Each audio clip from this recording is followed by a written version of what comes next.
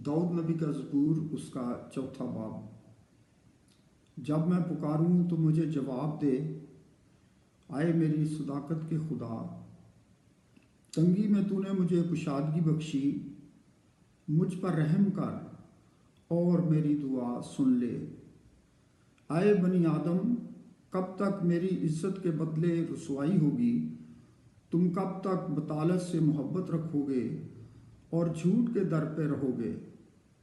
जान रखो कि खुदावंद ने दीनदार को अपने लिए अलग कर रखा है। जब मैं खुदावंद को पुकारूंगा तो वो सुन लेगा। थरथराओ और गुनाह ना करो।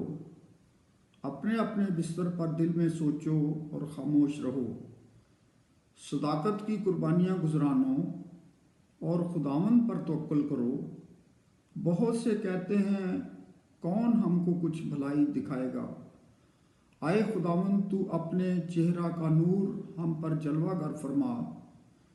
तूने मेरे दिल को उससे ज़्यादा खुशी बख्शी है जो उनको गल्ला और मैं की फरावानी से होती थी।